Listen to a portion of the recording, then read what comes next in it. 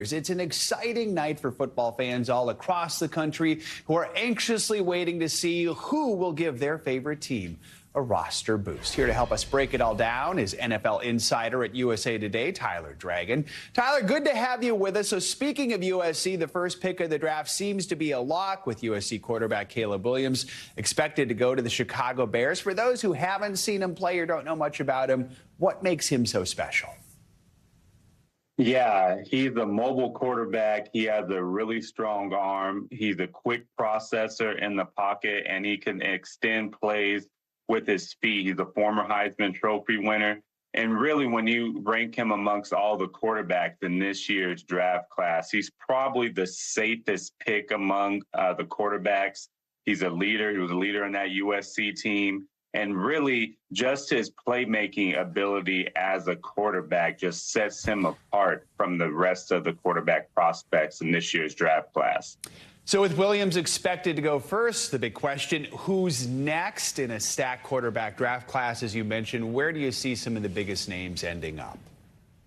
Yeah, so the defending Heisman Trophy winner, Jaden Daniels, I have him going number 2 to the Washington Commanders, and he really reminds me of a young Randall Cunningham. He's the most mobile quarterback in this year's draft class. I really like his ability to throw the football in intermediate and short passes.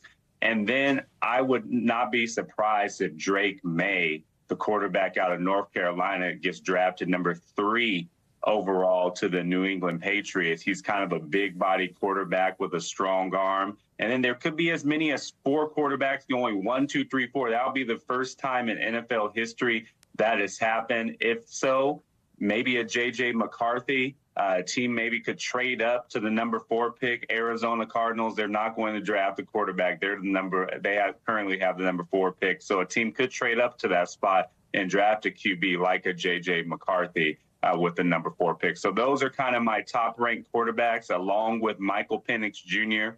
out of Washington. He's probably the best thrower of the football in this year's draft class. So those are my top quarterbacks. Clearly a big year for quarterbacks. There are a lot of big-name wide receivers fans are watching, too. Who are some of your top names there?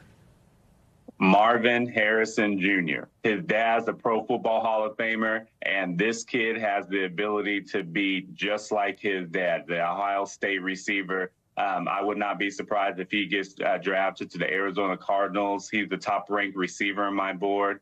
After him is Malik Neighbors. He's an athletic freak, really. He can take the ball to the house as soon as he gets it.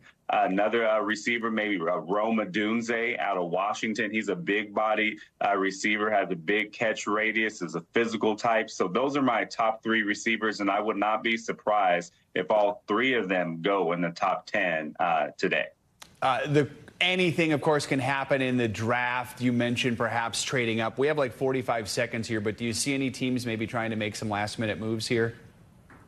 Yeah, the Minnesota Vikings, they have 2 picks in the first round, pick number 11 and 23. I can see them trying to trade up inside the top 5 to get a quarterback, maybe a J.J. McCarthy to the Vikings, because they really don't have a franchise quarterback in their roster. So that's the team to watch tonight, along with maybe the Denver Broncos and the Las Vegas Raiders. I'm from Minnesota. The Vikings could always use all the help that they can get. All right, Tyler Dragon, thanks so much for joining us this morning. Appreciate it. Thanks for watching. Stay updated about breaking news and top stories on the NBC News app or follow us on social media.